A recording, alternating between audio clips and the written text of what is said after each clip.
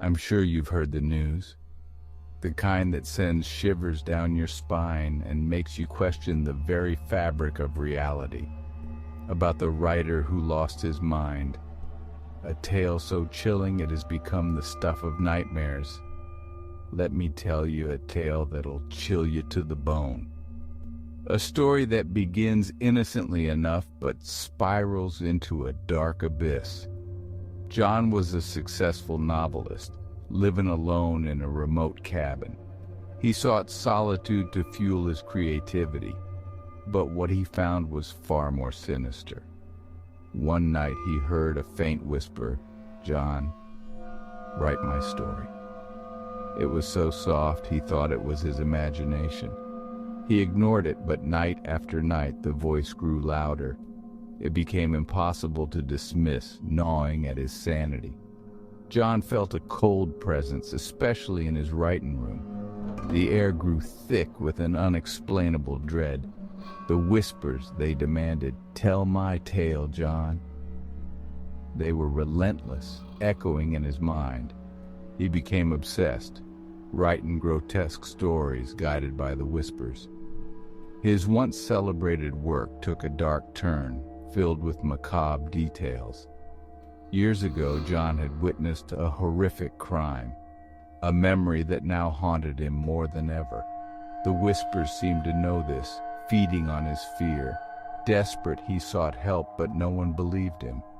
They dismissed his experiences as the ravings of a stressed mind. They thought he was just stressed. But John knew better. He felt the malevolent force growing stronger. The whispers, they grew more insistent. "You cannot stop, John." They were like a dark symphony, playing endlessly in his head. Dark figures watched him as he wrote, the cold presence chilling him to the bone. He could feel their eyes piercing through the darkness. His sanity slipped away. Paranoia took hold. Every shadow seemed alive, every creak of the floorboards a sinister omen. One fateful night, the whispers roared, "Finish my story, John." It was a command, not a request, and it shook him to his core. He saw the victim of the crime, their face twisted in pain. The vision was so vivid it felt like a window into another realm. John screamed, but no one heard. His cries were swallowed by the oppressive darkness that surrounded him. He fled desperate, tears streaming down his face. He ran through the woods, the whispers chasing him like a relentless predator. Locked in a hotel room, he begged for it to stop.